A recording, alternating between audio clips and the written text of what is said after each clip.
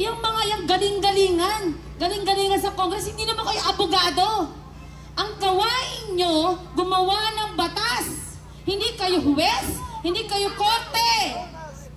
Gumawa kayo ng batas para sa mga mamamayang Pilipino. Anong kagaganda ng bayang ito? Para sa maliliit. Ayan ang trabaho nyo. Hindi nyo trabaho para maging judge. Congress, the House of Rocks. Mga kababayan, kaya ko sinasabi to dahil ako isang Pilipino. Pilipino ka. Wala ka bang pake? Wala kang pake sa mga sa paligid mo? Yung mga kabataan ngayon nawawala, binabalita ba yan sa mainstream media? Ayan, gusto ko i-brought out ngayon dyan mga kapatid. Mga palangga. Hindi binabalita ang mga nawawalang kabataan. Dahil doon sila nakafocus sa House of Crocs, sa demolition job nila sa mga Duterte at sa mga alay na to.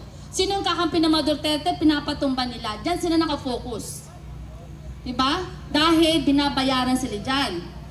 The more na pukpukin nyo pa, gurgun yung mga Duterte, double money, double allowance. Ang ginawa ni Franz Castro, child abuser, Franz Castro,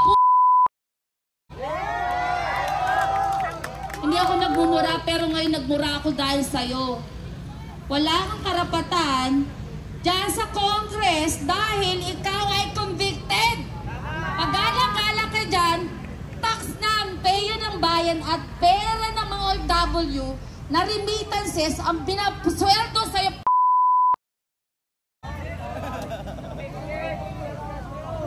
Nakakagalit lang, sorry Kasi pag yan naririnig ko, nakikita ko sa social media, nag-iiba talaga yung tingin ko sa kanya, siya isang demonita. Pinagdalani ng Satanas. Parang pahirap sa atin. Salot ang mga yan Tatlo sila dyan sa Congress, pagala-gala. Realidad to, mga kababayan. Pinasasweldo sila ng taong bayan, sila ay nandyan sa Congress. Dati ang mga placard lang nila, placard nila ay mga karton. Ngayon nakatarpuli na sila. Nakatarpuli na sila. Yan ang katotohanan. Dahil estudyante ako ng college, ilang dekada na sila dyan. Estudyante pa ako, nandiyan na sila. Never sila nag-agree sa gobyerno. Ilang presidente na ang dumaan, never sila nag-agree. Ngayon kay Bongbong Marcos, uhayaw sila? Good life sila? Hawak nila ang gobyernong ito? Yeah, you're right. Bayad sila. Pinopondohan sila. Kaya kasi katapang ang kapal ng mukha niya, child abuser. Nagkikidnap ng mga kabataan, dinadala, maging mamundok. Yan, si Raul Manuel. Pumunta ka dito sa bakla mo? Mag-TikTok ka na lang. Wala ka nang ginawa sa bayang ito. Yung mga yung galing-galingan sa Congress, hindi naman kayo abogado.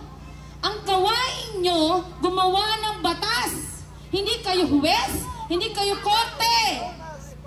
Gumawa kayo ng batas para sa mga mamamayang Pilipino. Anong kagaganda ng bayang ito? Para sa maliliit. Ayan ang trabaho nyo. Hindi nyo trabaho para maging judge.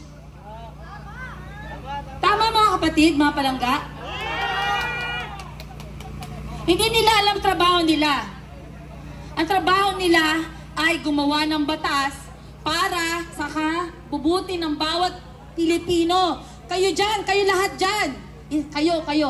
Ikaw nanonood, kayong lahat. Tandaan nyo, sila ay mga trabahador lang natin. Sila ay pinapasweldo natin. Mga tax na nyo.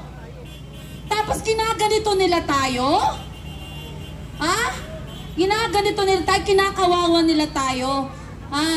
Kaya nga kami nandito, nananawagan kami.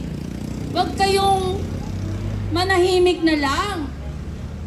Hindi nang gagaling kay VP Sara na magrevolusyon tayo. Hindi manggagaling sa kanya yan. Sa ating magsisimula yan. Ang tunay na power. Ang tunay na pagkakaisa. This is the right time. Yung ginagawa sa ating pinakamataas na Pangulo, pangalawang Pangulo ng Pilipinas, pinakamaraming boto, ginagayang bastos yung isang polis kanina. Putik na masaktan yung pinakamagandang leader natin. Sino di mga kamura doon? Paano kung masaktan si Bibi Sara? Putang ina talaga, hayop yun. Sino hindi mga kaano doon? Kahit sino. Pinakamagaling na nagtatrabaho sa gobyerno, si Inday Sara lang. Hindi niya kailangan yung mga politiko na yan. Kaya niya magtrabaho mag-isa. Kaya nandito tayo para sa kanya. Naintindihan niyo ba yun? Pinaparating ko sa inyo, mga kababayan ko, mga nanonood, protektahan natin si Inday Sara. Kasi naganganib po ang buhay niya. Nagsalita man siya ng gano'n dahil galit na siya. Puno na ang salok. Dapat nang kalusin. Huwag na tayong papayag na ginaganito ang pinakamamahal nating si Inday Sara. Papayag ba tayo mga kababayan ko? Ang dalangin ko, alam ko may pag-asa. Huwag tayo mawala ng pag-asa, manindigan tayo, may prinsipyo tayo. Huwag tayong titigil. Ito ay simula ng ating pagkakaisa na alam ko, lahat ng mga Pilipino dyan ay busy sa kanilang mga trabaho. And they will be enlightened more and continue more. Ma-enlighten sila sa ating mga pahayag na ito. At huwag tayong titigil. Huwag kayong mapapagod. Kasi hindi ako napapagod, hindi ka napapagod, hindi kayo lahat napapagod, diba? Para protektahan natin si Inday, si Bibi Sara. Sino ba magpoprotekta sa kanya? Tayo, diba? Kung paano siya. Mag-isa lang siya sa... Tumati siya na tandaan yung umati siya ng house of hearing na yan. Mag-isa lang siya, karap yung mga buhayan na yun. Paano niya yun hinarap? Dahil may tapang at prinsipyo siya. May pagmamahal siya, may malaki siyang puso.